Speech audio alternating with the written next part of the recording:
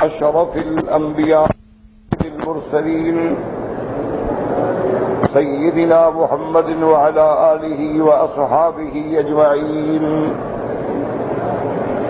اللهم صل على سيدنا محمد وعلى آل سيدنا محمد كما صليت على إبراهيم وعلى آل إبراهيم في العالمين إنك حميد مجيد. أعوذ بالله من الشيطان الرجيم. بسم الله الرحمن الرحيم. ما كان محمد أبا أحد من رجالكم ولكن رسول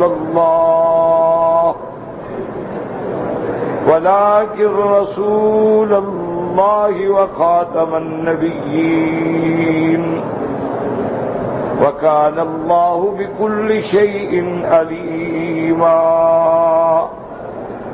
قال المؤلف والمفسر رحمه الله تعالى: أدام النفع بعلومه وعلومكم في الدارين آمين، إلى أن قال.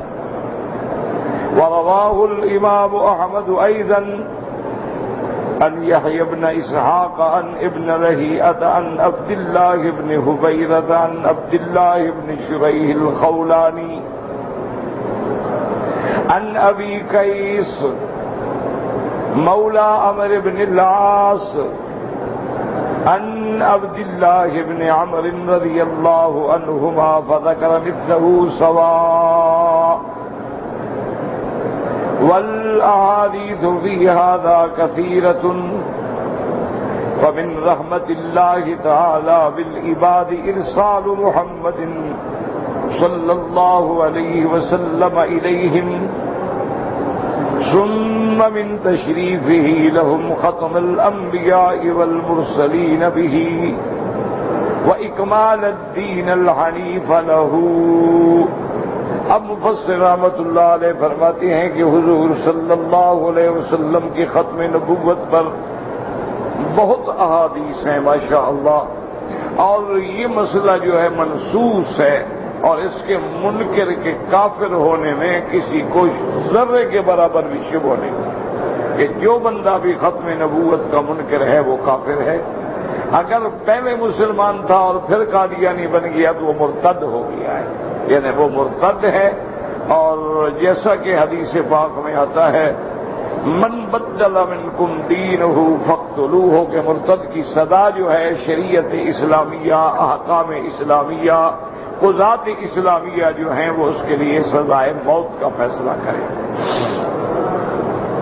تو اب اس مسئلے میں احادیث بہت ساری ہیں، اور مفسر فرماتی ہیں کہ سب سے پہلے تو اللہ کی رحمت یہ ہے کہ اللہ نے سیدنا محمد مصطفیٰ صلی اللہ علیہ وسلم کو بھیجا اور ہمیں آپ کی امت بنایا. یہ سب سے بڑا احسان ہے، سب سے بڑی رحمت ہے. یعنی اللہ نے ہر نعمت دی ہے لیکن کسی نعمت پہ احسان نہیں جتلایا. صرف یہ نعمت ہے جس پہ اللہ نے فرمایا: لقد من اللہ علی المؤمنین اذ بعث فیہم رسولا، کہ اللہ کا احسان ہے کہ ہم نے ان میں محمد مصطفیٰ بھیجا صلی اللہ علیہ وسلم. تو سب سے بڑی رحمت تو حضور کا بھیجنا ہے. وما ارسلناک الا رحمۃ للعالمین. ثم من تشریفہ لہم، اور پھر اللہ نے حضور کی امت کو یہ شرف بخشا کہ ان کو جو نبی دیا، جو رسول دیا، اس پہ نبوت ختم کر دی. ختم الانبیاء والمرسلین بہ، اللہ نے حضور پاک کے آنے سے انبیاء اور مرسلین کا سلسلہ بند کر دیا. وَإِكْمَالَ الدِّينَ الْحَنِيفِ، اور اللہ کا جو دین حنیف تھا وہ کامل ہو گیا. اللہ کی نعمت جو تھی وہ پوری ہو گئی، اور اللہ نے اس کا بھی باقاعدہ اعلان فرما دیا کہ اليوم اکملت لکم دینکم واتممت علیکم نعمتی ورضیت لکم الاسلام دینا.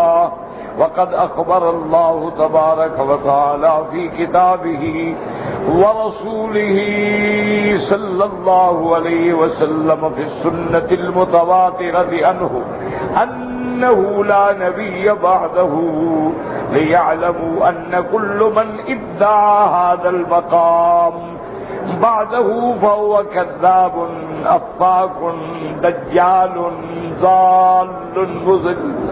ابو بصر رحمۃ اللہ علیہ فرماتے ہیں کہ اللہ نے قرآن میں بھی خبر دی اور میرے آقا کی احادیث متواترہ سے بھی یہ بات ثابت ہے کہ انہ لا نبی بعدہ، کہ آپ کے بعد کوئی نبی نہیں، لیعلموا تاکہ ہر بندہ جان لے، اور خاص طور پہ وہ لوگ بھی جان لیں جو حضور کے بعد نبوت کا دعویٰ کریں. تو ہر وہ بندہ جو میرے مدنی سرکار کے بعد نبوت کا دعویٰ کرے فہو کذاب، وہ جھوٹا ہے، افاق جھوٹ گھڑنے والا، دجال وہ دجال ہے، ضال مضل خود بھی گمراہ ہے اور لوگوں کو بھی گمراہ کرنے والا ہے. تو حضور کے بعد جو بھی نبوت کا دعویٰ کرے گا وہ دجال ہے، وہ کذاب ہے، وہ افاق ہے، وہ ضال ہے اور مضل ہے.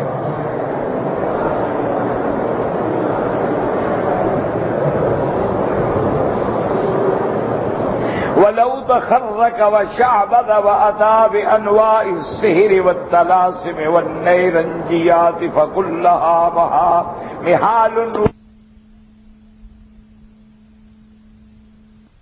دکھلائے، یعنی جھوٹا نبی جو ہے وہ شعبدے دکھلائے، جادو دکھلائے، طلسمات دکھلائے، عجیب عجیب چیزیں دکھلا کے، لیکن یہ سب چیزیں جو ہیں مٹنے والی ہیں اور گمراہی ہیں، اس کی کوئی حقیقت نہیں ہے.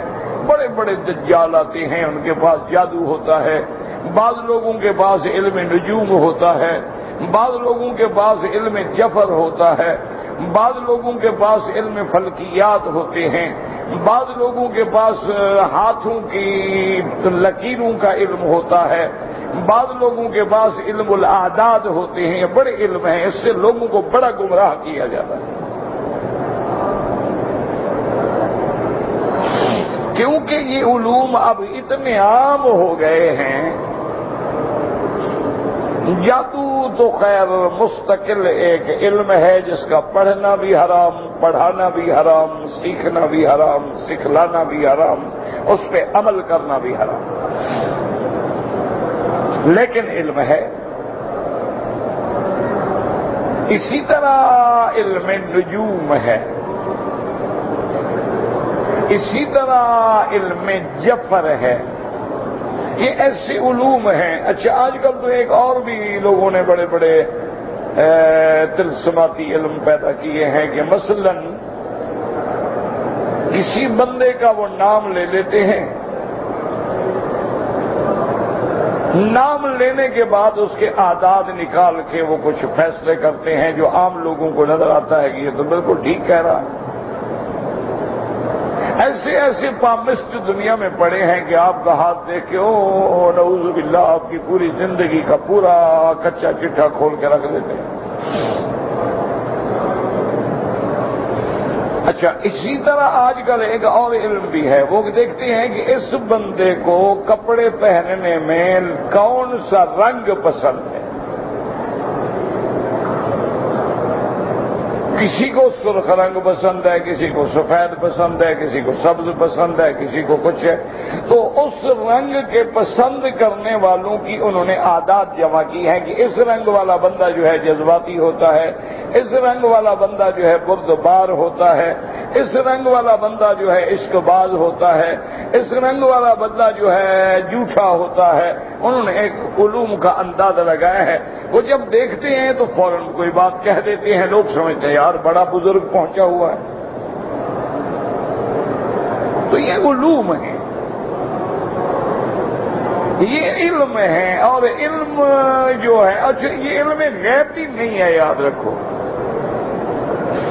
علم غیب یہ ہوتا ہے کہ جو چیز مخلوق سے ہر حال میں چھپی ہوئی ہو اس کے بارے میں بتا دے، وہ کوئی نہیں بتا سکتا. ایک بات کو اچھی طرح سمجھیں، اس کی ایک مثال میں عرض کروں تاکہ اللہ کرے بات سمجھ آ جائے اور میں بھی سمجھا سکوں۔ کسی نے حجاج بن یوسف سے کہا کہ یہ بندہ جو ہے اس کے پاس بڑا علم ہے جعفر کا، نجوم کا، یہ ہر چھپی ہوئی چیز بھی بتا دیتا ہے۔ اس نے کہا لے آؤ، لے آئے۔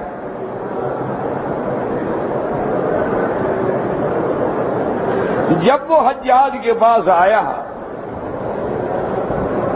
حجاج کمرے میں گئے اور انہوں نے کچھ اپنا گٹھلیاں تھیں کھجور کی، وہ ہاتھ میں گن کے رکھی اور ہاتھ بند کر کے آئے اور بتایا کہ بتاؤ میرے ہاتھ میں کتنی گٹھلیاں ہیں؟ اس نے کہا جی 11 ہیں۔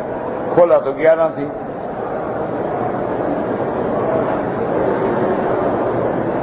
حجاج بھی گھبرا گیا، بڑا حجاج پڑھا لکھا، بہت پڑھا لکھا خطیب تھا، دنیا کا مانا ہوا، بہت بڑا خطیب، بہت بڑا ادیب۔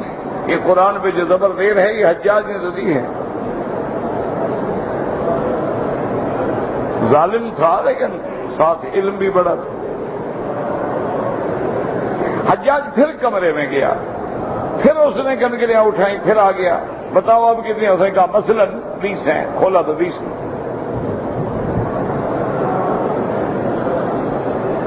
حجاج مزید گھبرا گیا، ابھی واقعی یہ بندہ تو بڑا خطرناک ہے۔ حجاج پھر تیسرے دفعہ کمرے میں گیا، اس نے وہ گٹھلیاں اٹھائیں، کرے بتاؤ اب کتنے ہیں؟ اس نے کہا اب میں نہیں بتا سکتا۔ میں نے کہا کیوں؟ 2 دفعہ بتا دیا۔ اور اس نے کہا حجاج 2 دفعہ تم خود گن کے لائے تھے، تمہارے اندر جو کچھ تھا وہ میں چرا رہا تھا، اب تو تمہیں بھی پتا نہیں ہے، اب تو علم غیب ہے، اب میں کیسے بتا سکتا ہوں؟ تو بات کو سمجھیں۔ اصل بات یہ ہوتی ہے کہ آج کل کے جو شعبدہ باز لوگ ہیں، پیر ہیں، جھوٹے بنے ہوئے ہیں، فقیر ہیں، مجذوب بنے ہوئے ہیں، وہ ہمارے اندر کی بات کی یہ آدمی بیٹا مانگنے کے لیے آ رہا ہے، انداز ہو جاتا ہے، اسی بات کو وہ چراتے ہیں، علم غیب نہیں ہوتا ان کو۔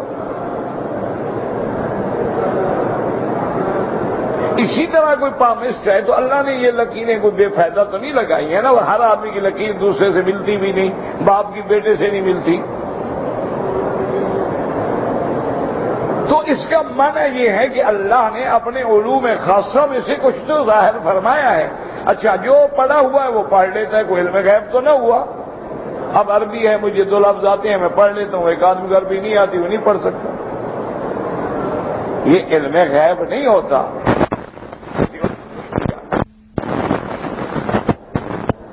یہ انداز انہوں نے بنائے ہیں، مثلا جیسے آپ کو کہہ دیتے ہیں جی کہ آنے والے دنوں میں بارش کا امکان ہے، یہ علم غیب نہیں۔ آلات لگے ہوئے ہیں جو ہواؤں کے رخ کا تعین کرتے ہیں کہ ہوائیں شمال کی ہیں، جنوب کی ہیں، شرق کی ہیں، غرب کی ہیں، اور یہ ہوائیں خالی ہیں یا مونسون والی ہیں، اور فلاں ملک سے چلیں گی، اتنی ان کی رفتار ہے تو ہمارے ملک میں کب پہنچیں گی وہ بتا دیتے ہیں۔ کوئی علم غیب تھوڑا ہے۔ یہ تو اسی طرح ہے کہ جیسے گھڑی دیکھ کے آپ بتا دیں گے جی ابھی 7:30 بجے ہیں، تو یہ کون سا علم غیب ہے جی؟ یہ اسی طرح ہے جیسے گاڑی چل رہی ہو، آپ کہتے ہیں کہ جی آپ یار ایسا چلاؤ، یہ کیا تم 130 140 چلا رہے ہو؟ وہ میٹر بتا رہا ہے، علم غیب تو نہیں ہے۔ اچھا آج کل انہوں نے ماشاءاللہ کمپیوٹر میں ایسا سسٹم فیڈ کر دیا ہے، مثلا میں نیو جرسی امریکہ کے علاقے ایڈیسن میں ایک جگہ تھا، ایک دوست کے گھر میں جانا تھا،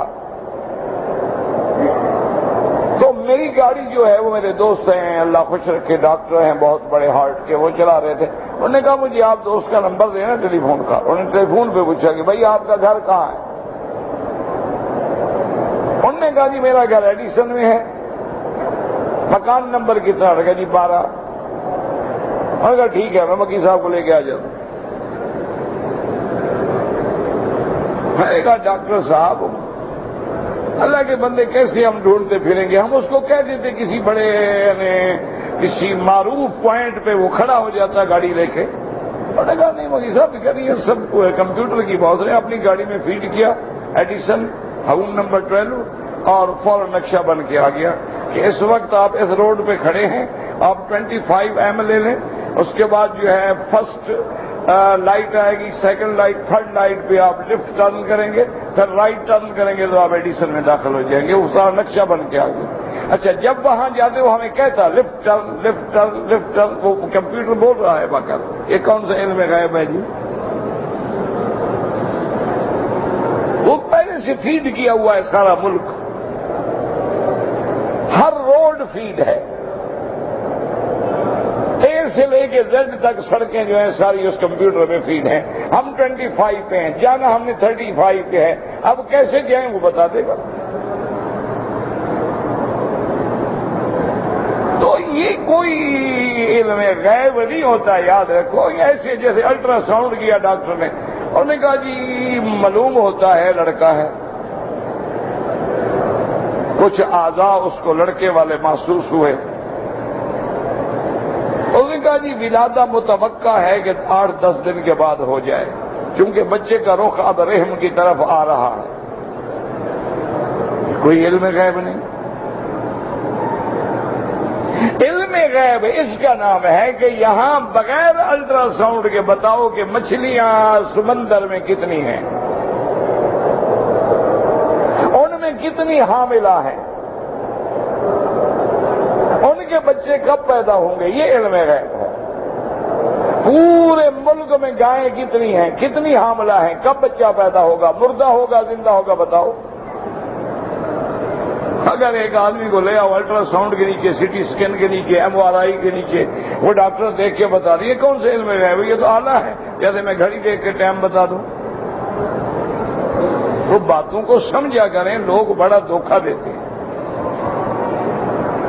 ابتدائی دور میں آج سے کوئی 10-12 سال پہلے ریڈیم جو ہے نا، یہ جو گھڑی پہ لگا ہوتا ہے اندھیرے میں جلتا ہے، اس کی تصویریں آئی تھیں،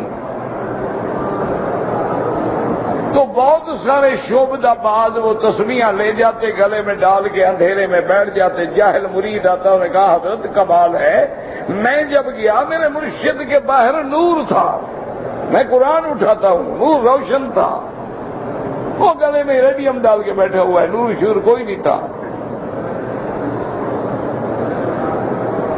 یہ دھوکے ہوتے ہیں، شعبدہ ہوتا۔ اسی طرح ایک پیر صاحب تھے، تو انہوں نے اپنے گھر کے جو خاص حجرہ تھا، ایک حضرت جہاں بیٹھتے تھے، اس کے تقریباً کوئی 4 دروازے تھے، 2 اس جانب تھے، 2 اس جانب تھے۔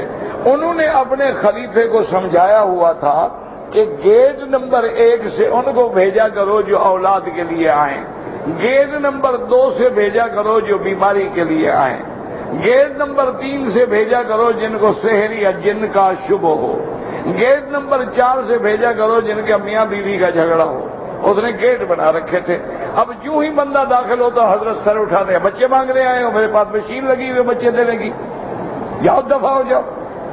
کہتا صحیح مہربانی کرو، کمال ہے، حضرت پہنچے ہوئے ہیں نا، ابھی میں دروازے سے داخل ہوا حضرت کو میرے اندر کا پتہ بھی لگ گیا۔ او تو جی پاؤں پہ پڑ جاتا نا، حضرت میں نہیں جاؤں۔ شعبدہ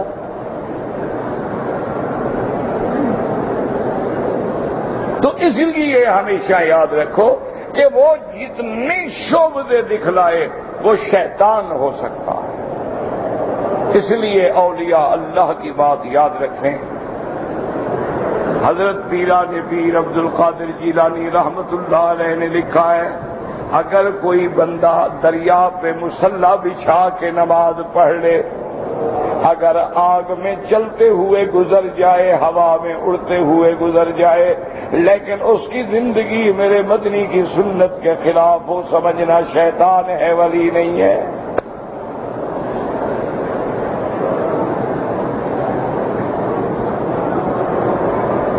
انہوں نے فرمایا اگر مصلی پانی میں ڈال کے کھڑا ہے، اللہ اکبر، لوگ دیکھ رہے ہیں جی نماز پڑھے، حضرت مرشد دریا پہ کھڑے ہیں پانی کی نماز، انہوں نے کہا یہ شیطان تو ہو سکتا ہے، ولی نہیں ہو سکتا۔ اولیاء اللہ کی نشانی یہ ہے کہ ان کی سیرت میں، صورت میں، کردار میں، اقوال میں، اعمال میں، افعال میں اتباع ہو حضرت محمد مصطفیٰ کی صلی اللہ علیہ وعلی آلہ واصحابہ وسلم تسلیما کثیرا کثیرا۔ وہ اللہ کے اولیاء ہوتے ہیں، ان کے ہاتھ سے کرامت ظاہر نہ ہو، کوئی بات بھی ظاہر نہ ہو، لیکن ان کی زندگی عین اتباع سنت میں ہے، سمجھ لو یہ اللہ کا ولی ہے۔ ورنہ قیامت سے پہلے جب دجال آئے گا، یاد رکھو دجال زمین کو حکم دے گا اخرجی کنوزک، اے زمین اپنے خزانے جلدی باہر نکالو۔ زمین جو ہے سونے چاندی کی اینٹیں باہر نکال کے پھینک دے گی، خشک دریاؤں پہ نہروں پہ گزرے گا، کہے گا اجری میرے حکم سے جاری ہو جاؤ، دریا بہ پڑیں گے۔ اسی طرح بندے کو حکم دے گا مر جاؤ، مر جائے گا، مردہ کو حکم دے گا کھڑے ہو جاؤ، کھڑا ہو جائے گا۔ حضور پاک نے فرمایا لیکن یہ دجال اعظم ہوگا اور مکتوب بین عینیہ کافارا، اس کے دونوں آنکھوں کے درمیان میں لکھا ہوگا کہ یہ کافر دجال ہے۔ یقرؤھا کل مومن، ایمان والے تو پڑھ لیں گے لیکن بے ایمان نہیں پڑھ سکیں گے۔ تو یہ دجال پیدا ہوتے رہتے ہیں، ہر دور میں دجال آئے ہیں، ہر دور میں شیطان آتے ہیں، اب دنیا کے اندر مختلف علوم ہیں اور جن کے پاس وہ علوم نہیں ہے، ابھی ایک نیا فتنہ چلا ہے، ایک عورت ہے، آپ کو جو بیماری ہے وہ آپ کا آپریشن کر دیتی ہے ہاتھ سے، ایسے ہاتھ سے کاٹ دیا، اندر سے پتھری نکالی، پھر یوں سی دیا جاؤ جی آپ کے پتھر نکال دیا ہم نے گردے سے۔ لوگ جاتے ہیں پتھر نکلوا کے آ جاتے، اور ہے بھی عورت، عیسائی عورت۔ اصل کیا ہے؟ شعبدہ ہے، کچھ نہیں، نہ پتھر ہوتا ہے نہ آپریشن ہوتا ہے۔ وہ سائیکولوجیکل طور پہ افیکٹ ہو جاتا ہے، چند دن کے لیے آدمی محسوس کرتا ہے میں ٹھیک ہو گیا ہوں، پھر وہی ہو جائے، کچھ بھی نہیں ہو، جیسے کوئی ہپنوٹائز کر لیتے ہیں دوسرے آدمی کو، اتنا اس کی آنکھوں میں آنکھیں ڈال کے دیکھتے ہیں کہ بالکل وہ معمول بن جاتا ہے، ہل نہیں سکتا، اٹھو وہ کھڑا ہو جائے گا، بیٹھ جاؤ بیٹھ جائے گا، ادھر جاؤ ادھر جائے گا، ادھر جاؤ ادھر جائے گا۔ اپنے گھر کا سارا مال لے آئے گا۔ لوگ سمجھتے ہیں دیکھو حضرت مرشد کیسا کامل ہے، جیسے حکم دیا اگلا کر رہا۔ وہ اللہ کے بندے، لوگوں نے تو طوطے کو بھی سکھایا ہے، مینا کو بھی سکھایا ہے، وہ بولتے ہیں، سلام کرتے ہیں۔ اچھا ایک طوطا ماشاءاللہ پوری سورۃ یاسین پڑھ جاتا ہے، پھر وہ طوطا پیر ہو گیا، پوری سورۃ یاسین پڑھ لیتا ہے۔ اچھا ایک لفظ دو لفظ نہیں، پوری سورت الف سے لے کر یہ تک۔ اور ایک طوطا میرے خیال میں ہمارے اپنے بزرگوں کے مدرسے میں ہے، جامعہ اشرفیہ میں ہے لاہور میں، جب امام صاحب تشریف لے گئے تھے بڑے امام، تو وہاں جب گئے تو انہیں وہ طوطا دکھایا، وہ فاتحہ پڑھتا ہے، انہوں نے کہا جی یہ ہمارا پہلا چھوٹا طالب ہے، پہلے اس کا قرآن سن لیں پھر بڑے طالب کا سنائیں۔ امام صاحب حیران ہو گیا کہ طوطا فاتحہ پڑھ رہا ہے۔ یہ جامعہ اشرفیہ ہمارے اپنے بزرگوں کے مدارس ہیں، اللہ سب مدارس کی حفاظت فرمائے، قائم رکھے، دائم رکھے، مسجدوں کی حفاظت فرمائے، دین والوں کی حفاظت فرمائے، قرآن والوں کی حفاظت فرمائے، حدیث والوں کی حفاظت فرمائے، تبلیغ والوں کی حفاظت فرمائے۔ آج تو میرا بھائی دین کا نام لینا بڑا مشکل ہو گیا ہے، تو اس لیے مفسر فرماتے ہیں کہ سوچ لو وہ جتنے شعبدے دکھائے یہ سب جو ہے محال ہے اور ضلال ہے۔ کما اجر اللہ سبحانہ وتعالی علی ید الاسود الانسی بالیمن ومسیلمۃ الکذاب بالیمامہ من الاحوال الفاصلۃ والاقوال الباردۃ وعلم كل ذی لب وفهم وحجا انہما کاذبان ضالان لعنهم اللہ۔ جیسے کہ اسود انسی یمن پہ پیدا ہوا، مسیلمۃ الکذاب یمامہ میں پیدا ہوا، دونوں نے جھوٹا دعویٰ کیا نبوت کا۔ لیکن ان کے ہاتھ پہ ایسے ایسے احوال ظاہر ہوتے تھے، ایسے ایسے شعبے ظاہر ہوتے تھے، لیکن ہر عقل والا، فہم والا، سوچ والا یہ جانتا تھا کہ یہ جھوٹے ہیں، گمراہ ہیں، ان پہ اللہ کی کروڑوں لعنتیں ہوں۔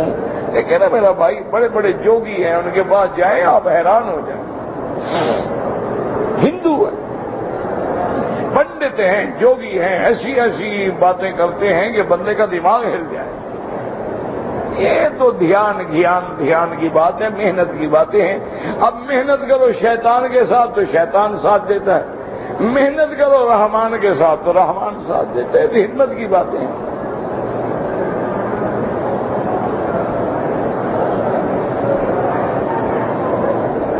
اب اس کی ایک چھوٹی سی مثال اور سمجھ لیں کہ جتنے ہمارے اللہ معاف کرے شرابی ہیں، زانی ہیں، فاسق فاجر لوگ ہیں، وہ سڑک پہ کھڑے ہوں نا جی، بندہ گزرے وہ فوراً کہہ دیں گے جی یہ ہمارے کام کا بندہ ہے، اس کو ذرا بلاؤ۔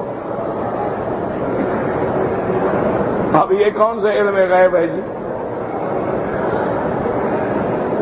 یہ کون سے علم غیب ہے؟ میرا دوست تھا، مر گیا بیچارہ، اللہ اس کی قبر پہ رحمت کرے، اللہ معاف کرے، بیچارہ 24 گھنٹے شراب پیتا تھا،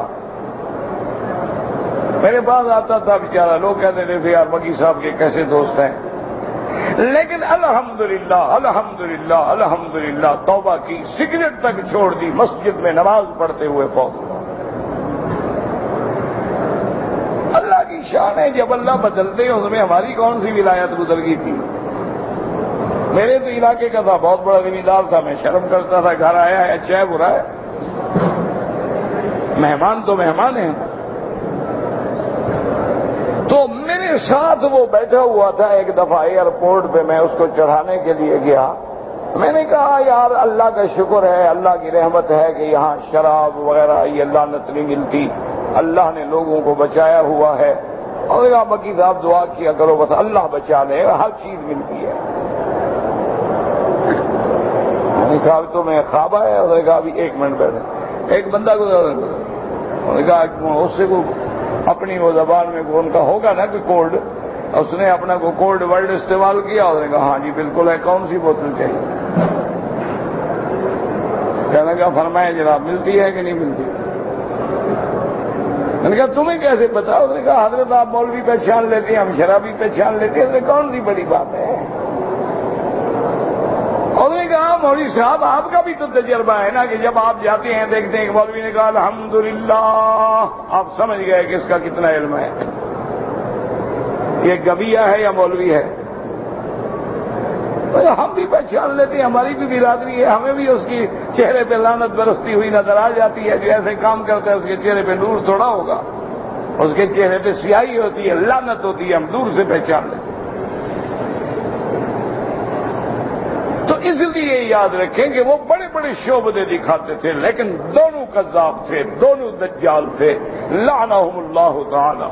وَكَذَلِكَ كُلُّ مُدَّعٍ لِذَلِكَ إِلَى يَوْمِ الْقِيَامَةِ حَتَّى يَخْتِمُوا بِالْمَسِيحِ الدَّجَّالِ۔ اب مفسر فرماتا ہے اور اسی طرح حضور کے بعد نبوت کے دعوے کرنے والے قیامت تک ہوتے رہیں گے، حتیٰ کہ سب سے آخری ان کا بڑا جو ہے وہ آئے گا مسیح الدجال۔ فَكُلٌّ وَاحِدٌ مِّنْ هَٰؤُلَاءِ الْكَذَّابِينَ يَخْلُقُ اللَّهُ تَعَالَىٰ مَعَهُ مِنَ الْأُمُورِ مَا يَشْهَدُ الْعُلَمَاءُ وَالْمُؤْمِنُونَ بِكَذْبِ مَنْ جَاءَ بِهَا۔ اور ان لوگوں کے ساتھ، ان جھوٹے دجالوں کے ساتھ اللہ کی شان ہے کہ اللہ تبارک و تعالی یخلق اللہ معہ من الامور، ایسے امور پیدا ہوں گے، ما یشهد العلماء، علماء پہچانیں گے، ایمان والے پہچانیں گے، وہ ان کی تکذیب کریں گے، جھٹلائیں گے کہ یہ کذاب ہیں، یہ دجال ہیں، لیکن عام آدمی کو پتہ نہیں چلے گا۔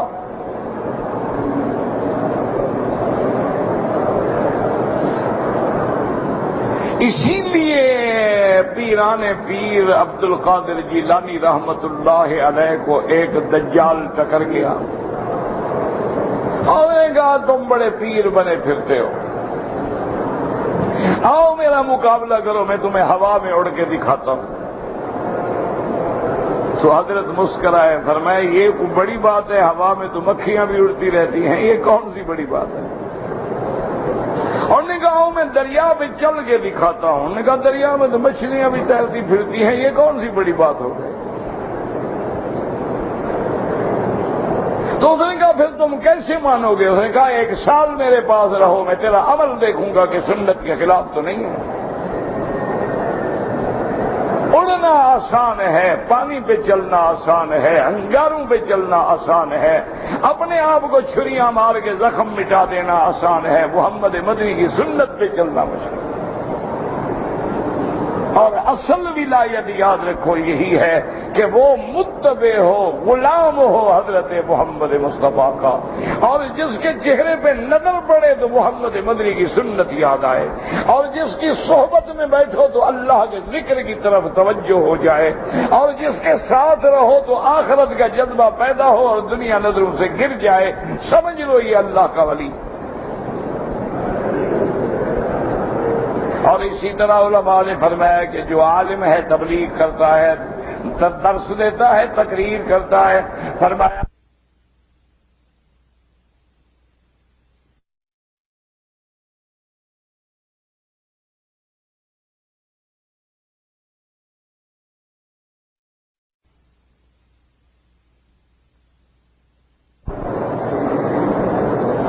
اس کے بعد فرماتی وَهَذَا مِن تَمَامِ لُطْفِ اللَّهِ تَعَالَى بِخَلْقِهِ فَإِنَّهُمْ بِضَرُورَةِ الْوَاقِعِ لَا يَأْمُرُونَ بِمَعْرُوفٍ وَلَا يَنْهَوْنَ عَنْ مُنكَرٍ إِلَّا عَلَى سَبِيلِ الاتفاق أو لما لهم فيه من المقاصد إلى غيره ويكون في غاية الرفق والفجور في أقوالهم وأقوالهم۔ اور یہ اللہ کا لطف کرم ہے، اللہ کی مہربانی ہے اپنے بندوں پر۔ اور ایسے لوگ جو ہوتے ہیں وہ کبھی بھلائی کا حکم نہیں کرتے، کبھی برائی کو نہیں روکتے، مگر اتفاق سے کوئی بات کہہ دی، حالانکہ وہ پکے جھوٹے ہوتے ہیں، فاجر ہوتے ہیں، کذاب ہوتے ہیں اپنے اقوال و افعال میں۔ اس لیے اللہ فرماتے ہیں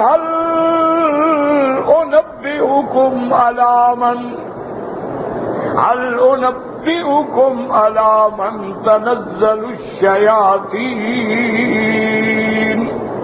تنزل على كل افاک اثیم۔ اللہ نے فرمایا میرے بندو میں تمہیں بتاؤں کہ شیطان کن لوگوں کے پاس آتے ہیں جو جھوٹے ہوتے ہیں، جو گناہگار ہوتے ہیں، جو کذاب ہوتے ہیں، جو دجال ہوتے ہیں، شیطان بھی ان پہ جا کے القاء کرتے ہیں، باتیں بتاتے ہیں۔ وَهَذَا بِخِلَافِ حَالِ الْأَنْبِيَاءِ علیہم الصلاۃ والسلام فإنهم فی غایۃ البر والصدق والرشد والاستقامۃ والعدل فیما یقولونه۔ انبیاء اور انبیاء کے وارث علماء جو ہیں وہ ان کے پاس بھلائی ہوتی ہے، صدق ہوتا ہے، رشد ہوتا ہے، دین پہ استقامت ہوتی ہے، اور جو کہتے ہیں کرتے ہیں اس میں عدل ہوتا ہے۔ یأمرون بہ وینہون عنہ، وہ خیر کا عمل کرتے ہیں، برائیوں سے روکتے ہیں۔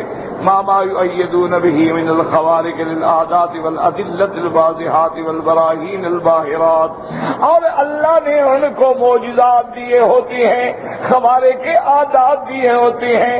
اللہ اپنے پیغمبروں کی صداقت کے لیے ان کو ایسی دلیلیں دیتے ہیں، ایسے معجزے دیتے ہیں جو دلالت کرتے ہیں ان کے صدق پر۔ فصلاۃ اللہ وسلامہ علیہم دائما مستمر ما دامت الارض والسماوات۔ اللہ تبارک و تعالیٰ کے کروڑوں صلاۃ و سلام ہوں، اللہ تبارک و تعالیٰ کے صلاۃ و سلام ہمیشہ ان پہ جاری رہیں جب تک کہ آسمان اور زمین دنیا میں قائم ہے۔ یا ایھا الذین آمنوا اذکروا اللہ ذکرا کثیرا وسبحوہ بکرۃ وأصیلا هو الذی یصلی علیکم وملائکتہ لیخرجکم من الظلمات الی النور وکان بالمؤمنین رحیما تحیتہم یوم یلقونہ سلام وأعد لهم أجرا کریما. آپ نے پڑھا اللہ نے پہلے حضرت زید اور بی بی زینب کے نکاح کا قصہ بیان کیا، اور حضرت زید کی طلاق کے بعد رسم باطل کو، رسم جاہلیت کو مٹانے کے لیے میرے مدنی کے نکاح کا قصہ بیان کیا، اور اللہ نے پھر ساتھ ختم نبوت کا مسئلہ بیان کیا. اب اس آیت میں اللہ حکم دیتے ہیں ایمان والو اذکروا اللہ ذکرا کثیرا، اللہ کا ذکر کرو، ذکر کرنا بہت. اس لیے حضرت ابن عباس فرماتی ہیں کہ ہر چیز کی حد ہے. 5 نمازیں ہیں، 5 فرض ہیں دن رات میں، حد ہے. فجر کی 2 رکعتیں ہیں، حد ہے. ظہر کی 4 رکعتیں ہیں، حد ہے. اور عصر کی 4 ہیں، مغرب کی 3 ہیں، عشاء کی 4 ہیں، حد ہے. روزے 1 سال میں 1 مہینہ ہے، حد ہے. زکوٰۃ سال میں 1 دفعہ دینی ہے، حد ہے. حج زندگی میں 1 دفعہ فرض ہے، حد ہے. فرمایا ہر عبادت کی حد ہے، ہر عبادت کا عدد ہے. ایک چیز ہے جس کی حد کوئی نہیں، وہ اللہ کا ذکر ہے کہ جتنا کرو کرو. اور یاد رکھو ہر چیز کا وقت ہے. فجر کی نماز آپ ظہر میں نہیں پڑھ سکتے، فجر کی نماز کا بھی وقت ہے، حج کا بھی وقت ہے، روزے کا وقت ہے، افطار کا وقت ہے، ساری کا وقت ہے، زکوٰۃ کا وقت ہے. لیکن ذکر کے لیے کوئی وقت کی پابندی نہیں. دن ہے، رات ہے، صبح ہے، شام ہے، ذکر کرو. اچھا ہر چیز کے لیے شرائط ہیں. نماز ہے، اگر بدن پاک نہیں تو نماز جائز نہیں. حدث اکبر ہے تو جائز نہیں، حدث اصغر ہے تو جائز نہیں، جگہ پلیت ہے تو جائز نہیں. لیکن ذکر ہر حال میں جائز ہے. وضو ہے تو جائز، وضو نہیں ہے تو جائز. آپ سو رہے ہیں تو جائز، آپ بیوی کے ساتھ لیٹے ہیں تو جائز، آپ کسی حال میں ہیں ذکر جائز ہے. اس لیے فرمایا یا ایھا الذین آمنوا اذکروا اللہ ذکرا کثیرا. اس لیے میرے مدنی پاک نے فرمایا اتنا ذکر کرو، اتنا ذکر کرو حتیٰ یقول مجنون، لوگ کہیں یہ دیوانہ ہے. اسی طرح ایک حدیث میں آتا ہے حضور پاک سے ایک اعرابی نے پوچھا یا رسول اللہ مجھے کوئی عمل بتلائیں. آپ نے فرمایا لا یزال لسانک رطبا الا بذکر اللہ، تیری زبان پہ ہر وقت اللہ کا ذکر. اسی لیے قرآن کہتے ہیں الذین یذکرون اللہ قیاما. مسلمانوں خوش نصیب ہو، شعبان کا مہینہ ہے، اللہ کا کعبہ ہے، اللہ نے آپ کو حاضری نصیب کی ہے.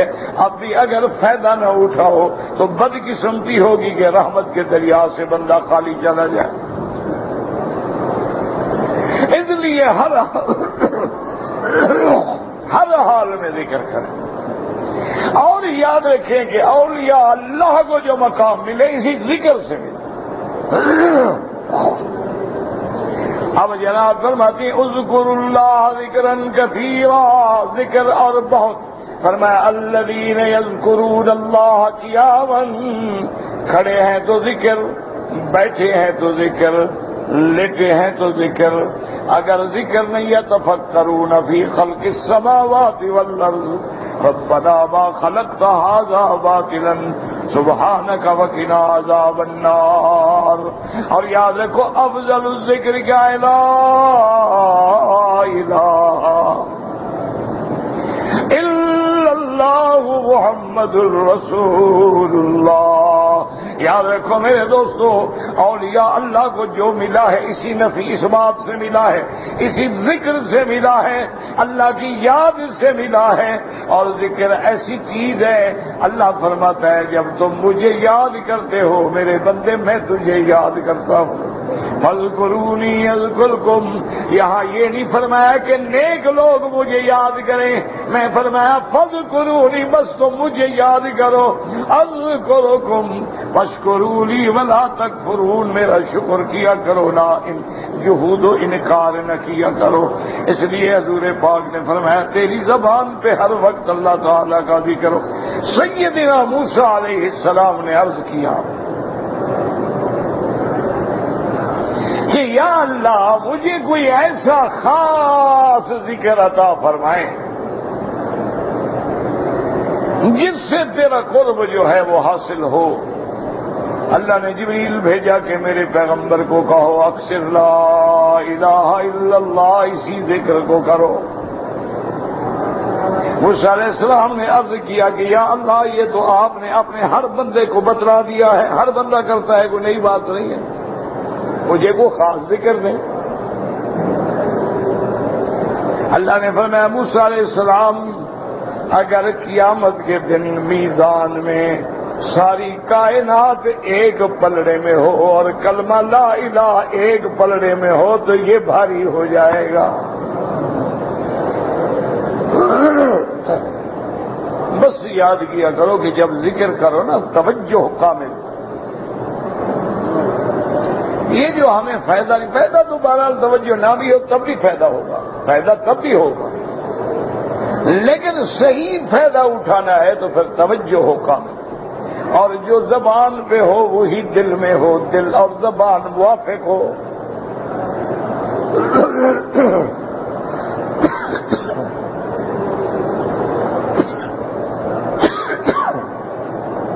اور اس کے علاوہ یاد رکھو، اور جو تمہیں یاد ہے سبحان اللہ والحمد للہ لا الہ الا اللہ اللہ اکبر سبحان اللہ وبحمدہ سبحان اللہ العظیم۔ اسی طرح تمہیں اگر کچھ نہیں آتا تو سبحان اللہ سبحان اللہ سبحان اللہ، اور کچھ نہیں آتا لا الہ الا اللہ لا الہ الا اللہ، اور کچھ نہیں آتا حضور پہ درود پڑھتے رہو، چلتے پھرتے اٹھتے بیٹھتے کاروبار میں، پھر دیکھو کہ ذکر کی شان کیا ہوتی ہے۔ اس لیے اللہ فرماتے ہیں آیات میں لا حول ولا قوة یا ایھا الذین آمنوا اذکروا اللہ۔ دیکھیں خطاب، دیکھیں کس کو خطاب ہے؟ ایمان والوں کو۔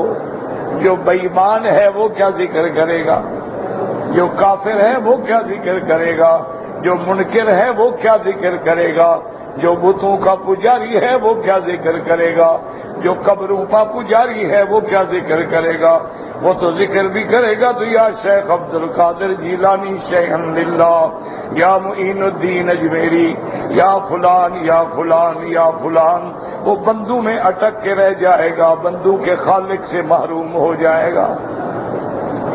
اس لیے خطاب ہے ایمان والوں، یا ایھا الذین آمنوا اذکروا اللہ، آمنوا اذکروا اللہ ذکرا کثیرا۔ آگے فرماتے ہیں وسبحوہ بکرۃ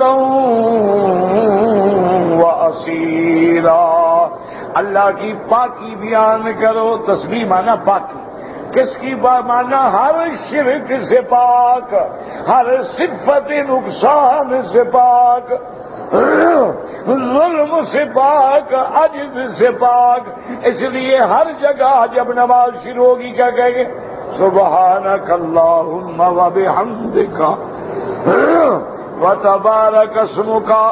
اور جب رکوع میں جاؤ گے تو کیا پڑھو گے؟ سبحانہ۔ کیوں؟ میں جھک گیا، اللہ تو جھکنے سے پاک۔ جب سجدے میں جاؤ گے سبحان ربی اللہ میں تو گر گیا، تو گرنے سے پاک۔ اللہ میں عاجز ہوں، تو عاجزی سے پاک۔ اللہ میں ذلیل ہوں، میں اپنے چہرے کو رگڑ رہا ہوں، میرا اللہ میری ذلت کی انتہا، تیری بلندی کی انتہا۔ اس لیے کہیں گے سبحان ربی الاعلی، سبحان ربی الاعلی۔ اسی طرح فرشتے کیا کہتے ہیں؟ سبوح قدوس ربنا ورب الملائکۃ والروح، یہ فرشتوں کی تصویر فرماتے ہیں وَسَبِّحُوهُ بُكْرَةً وَأَصِيلًا۔ کیا مانا؟ صبح شام اللہ کا ذکر کرو۔ بعض علماء فرماتی ہیں مانا یہ ہے کہ ہر وقت اللہ کا ذکر کرو، نام تو صبح و شام کا ہے، جیسے اللہ فرماتے ہیں للہ المشرق والمغرب، مشرق مغرب اللہ کی، تو باقی مانا سب کچھ اللہ کا، ہر چیز اللہ کی۔ یہاں بھی اللہ نے فرمایا صبح و شام، کیا مانا؟ ہر گھڑی ہر گھڑی ہر وقت اللہ کا ذکر کرو۔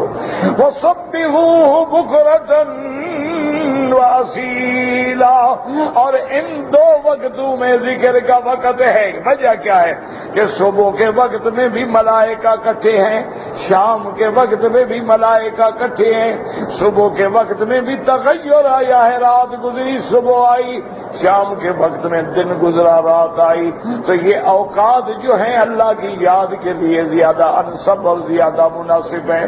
اس لیے فرماتی ہوں سبحوہ بکرۃ وَأَصِیلًا، اور فرمایا جب تم ذاکر بن جاؤ گے، ذاکرین میں بن جاؤ گے، اس لیے نبی پاک کی دعا ہے رب اجعلنی لک ذکارا لک شکارا لک رہابا، اللہ اپنا بہت ذکر کرنے والا بنا، اللہ اپنا بہت شکر کرنے والا بنا۔ اللہم اجعلنی اکثر ذکرک واعظم، یا اللہ مجھے اپنے ذکر کو زیادہ سے زیادہ کرنے کی توفیق عطا فرما، یا اللہ ہماری زبانوں پہ ہر وقت ذکر جاری فرما دے، اور خاص طور پہ جب مرنے کی گھڑی آئے تو جاری فرما لا الہ الا اللہ محمد الرسول اللہ۔ میرا مولا آخری منزل آسان فرما دے، آخری ایام آسان فرما دے، میرا مولا سکرات الموت کی شدت سے بچا دے، میرا مولا عذاب قبر سے بچا لے، میرا مولا موت کے وقت رسوائی سے بچا لے، ذلت سے بچا لے، شرمندگی سے بچا لے۔ اللہم انی اعوذ بک ان جہد البلاء ودرک الشقاء وسوء القضاء وشماتۃ الاعداء۔ ایسی موت بھی ہوتی ہے جس کے لوگ کھڑے ہو کے لانتے بھیجتے ہیں، مر گیا مردود، یار اچھا ہوا دفع ہو بس، اور یار لانتی مر گیا، علاقے میں خیر ہو جائے گی۔ اور ایسے لوگ ہیں جن کے مرنے سے علاقے روتے ہیں، لوگ روتے ہیں کہ یار مرنے والا مر گیا، اب بھلائی اور خیر کے کام کون کرے گا۔ اس لیے شاہ ولی اللہ لکھتے ہیں کہ بعض میت ایسی ہوتی ہے جس پہ جنازہ پڑھنے والے آتے ہیں، جنازہ پڑھنے والوں میں کوئی اللہ کا بندہ ہوتا ہے، اس کی دعا سے اللہ اس کی مغفرت کر دیتے ہیں۔ اور فرمایا بعض میتیں ایسی ہوتی ہیں کہ ان پہ سارے جنازے پڑھنے والوں کی مغفرت ہو جاتی ہے۔ اللہ فرماتے ہیں تم نے میرے بندے کے لیے دعا کی ہے، جاؤ میں نے تمہیں معاف کر دیا۔ اس لیے کوشش کیا کرو ہر حال میں ذکر ہو، ہر حال میں تیری یاد۔ اللہ کے بڑے مزے، لیکن جو چاہے سو چکھ لے، یہ مولویوں کے پڑھنے سے باتیں نہیں آئیں گی جب تک اس منزل میں نہیں آؤ گے۔ بات چیزیں ہیں نا پڑھنے سے پتہ لگتا ہے۔ اب آپ بڑا پڑھا لکھا بندہ لے آئے، وہ جب تک چائے کو چکھے نہ کیسے بتائے گا میٹھا ہے کہ کڑوا ہے؟ آپ علم سے بتائیں مجھے کیا ہے۔ جب زبان پہ آئے گی پھر فیصلہ ہوگا، اچھا بھئی یہ تو بنفشہ ہے، اچھا یہ تو سبز چائے ہے، اچھا وہ بھائی یہ تو لپٹن لگتی ہے، اچھا یہ تو دارجلنگ لگتی ہے، اچھا یار یہ تو بلیک کافی ہے، اچھا یہ تو بلیک ٹی ہے، اچھا یہ تو وائٹ کافی ہے، یہ ایکسپریس کافی ہے، یہ کوپشینو ہے۔ آئے گی زبان پہ تو پتہ لگے گا نا، ایسے کیسے پتہ چلے؟ تو ذکر کا بھی پتہ نہیں لگتا جب تک ذکر والوں سے نہیں ملو، ان کی صحبت اختیار کرو نا پھر کام بنتا ہے۔ اس لیے اللہ فرماتے ہیں کہ سبحوہ بکرۃ، سبحوہ بکرۃ واصیلا، اللہ کی تسبیح بیان کرو صبح بھی شام بھی، اور آگے نعمت بھی سن لو۔ اللہ فرماتا ہے میرا بندہ تو جب ذاکر بن جاتا ہے، مومن بن جاتا ہے، والذی یصلی علیکم وملائکتہ، پھر میں تجھ پہ اپنی رحمتیں بھیجتا ہوں۔ اللہ کسی کے احسان تو نہیں رکھتے نا، جب تم نے ذکر کیا فرمایا ہو والذی یصلی، یاد رکھو صلاۃ جو ہے اگر اللہ کی طرف سے ہو تو رحمت، فرشتوں کی طرف سے ہو تو دعا استغفار، اور اگر ایک دوسرے کے لیے ہو تب بھی طلب رحمت اور دعا، تین معنوں میں استعمال ہوتی ہے۔ فرمایا هو الذی یصلی علیکم وملائکتہ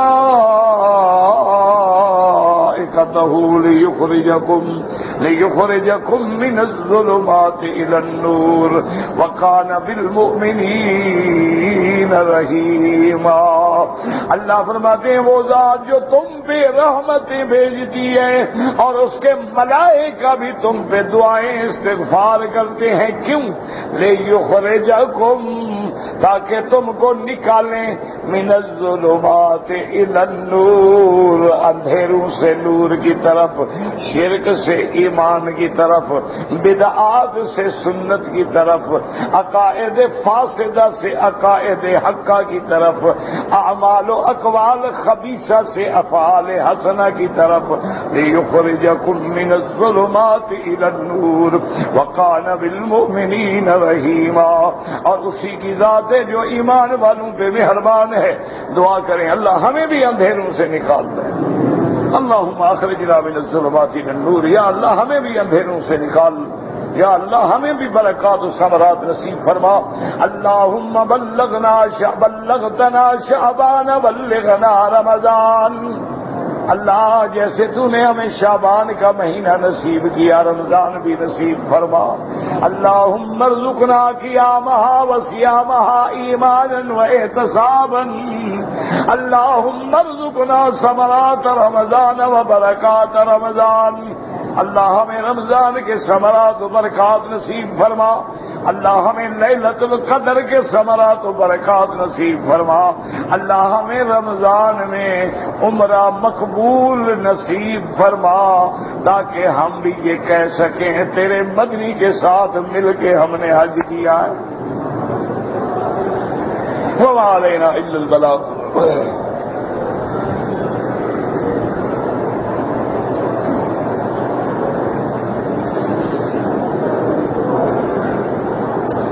انسان کا فوٹو کھینچنا جائز ہے، بالکل حرام ہے، مگر اگر ضرورت ہے، پاسپورٹ ہے، آئیڈینٹی کارڈ ہے، بغیر ضرورت فوٹو کھینچنا حرام ہے۔ یہ حرم میں کھینچتے ہیں، حرم میں تو داڑھی مڑے ہوئے بھی آتے ہیں، بس داڑھی مڈانا جائز ہے۔ یہ کیا بات ہے کہ حرم میں کھینچتے ہیں؟ کوئی دلیل ہے کہ حرم میں کھینچتے ہیں؟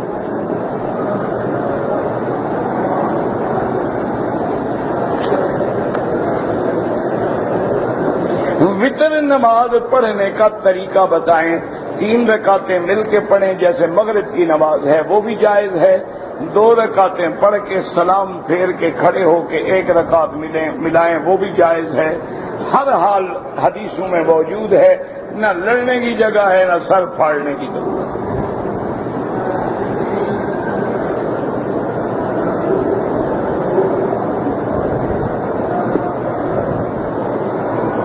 لڑکی اور لڑکا دونوں جوان ہیں، نکاح ہو گیا ہے، رخصتی 1 سال کے بعد ہوگی، یہ تمہارے حالات ہیں، شریعت تو نہیں کہتی۔ نکاح ہو گیا، اس کی بیوی ہے، باقی رخصتی ہوگی، فنا ہوگا، یہ تم جانو، تمہارے کام جانے۔ حالات ہوتے ہیں کہ بھئی وہ کہتے ہیں ہم تیاری کر لیں، ہمارے پاس ذرائع نہیں ہیں شادی کرنے کے، ورنہ نکاح ہو گیا، شریعت میں شادی ہو گئی، ختم، اس کی بیوی ہے، چاہے وہ کل جا کے لے جائیں، مل جائیں، بیٹھے اٹھے سب۔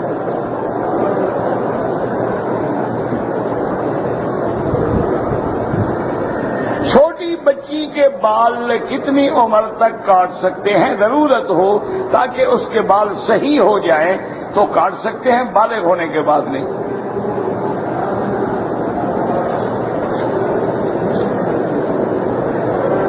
عمرہ کر کے میں نے بال نہیں کٹوائے، احرام کھول دیا، کپڑے پہن لیے، اگر کپڑے پہنے ہوئے پورا دن گزر گیا، رات گزر گئی، تو اب بال بھی کٹواؤ اور ایک بکری دم بھی ادا کرو۔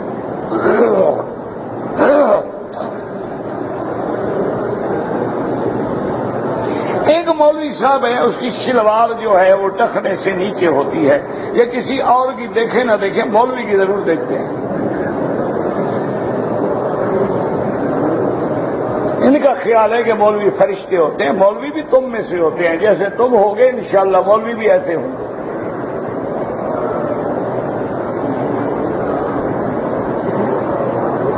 نماز اس کے پیچھے ہو جاتی ہے، نماز تو جناب سب کے پیچھے ہو جاتی ہے، صلو خلف کل بر و فاجر، ہر نیک فاجر کے پیچھے نماز ہو جاتی ہے، لیکن ایسے لوگوں کو امام نہ بنایا کریں تاکہ لوگ غلط مسئلے پہ نہ چلیں۔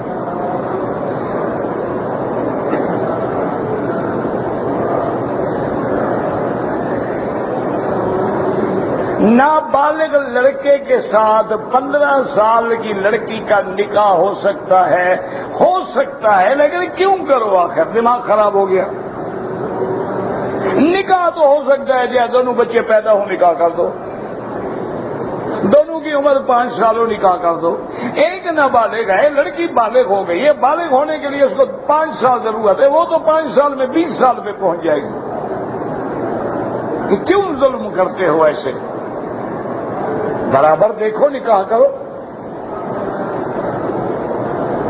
باقی رہا جائز ہے، جائز چھوٹے بچوں کا بھی لوگ کر دیتے ہیں، نکاح تو ہو جاتا ہے۔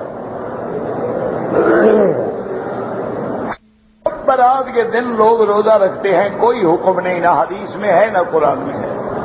اگر آدمی سوموار اور خمیس کا روزہ ہمیشہ رکھتا ہے تو کل بھی سوموار ہے، بالکل رکھے، اللہ نے اس کو نصیب کر دیا، لیکن بطور خاص کے شب برات کے لیے رکھنا ہے، یہ ثابت نہیں ہے، نہ قرآن میں ہے نہ حدیث میں۔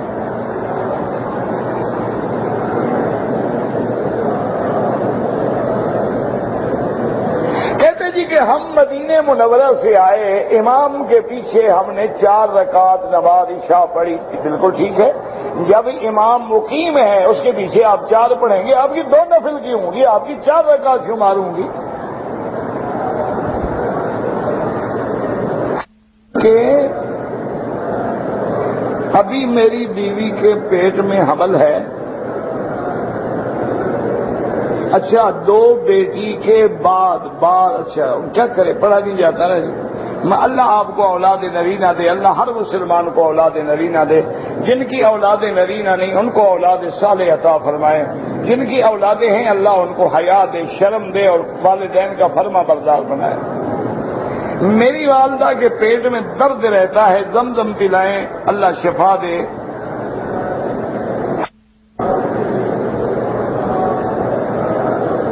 میں نے عمرہ ادا کر کے غسل کیا، کپڑے بدل دیے، بعد میں تھوڑے سے بال کٹوائے، بال بھی پورے کٹاؤ، ایک بکری دم بھی ادا کرو۔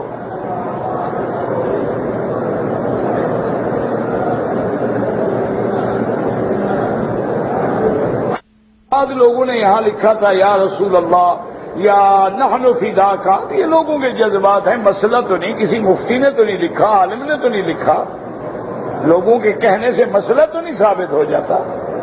مسئلہ وہ ہوتا ہے کہ آپ بتائیں جی علماء نے فتویٰ دیا کہ یہ کہو۔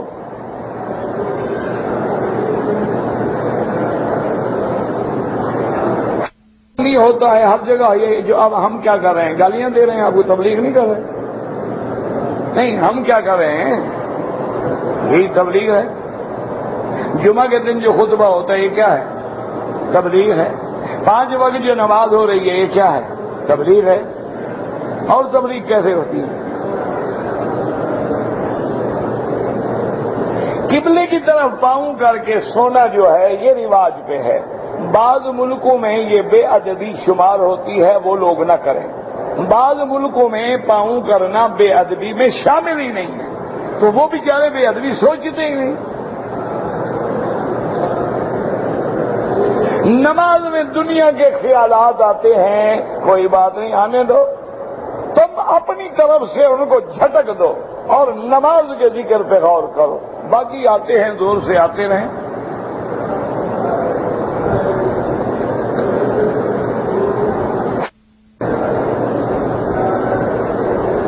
اگر کوئی مرد بھی عمرہ کرنا چاہے تو مسجد عائشہ سے ہو سکتا ہے، بالکل ہو سکتا ہے۔ عبداللہ ابن زبیر مرد تھے، عبداللہ ابن عمر مرد تھے، وہ بھی کرتے تھے۔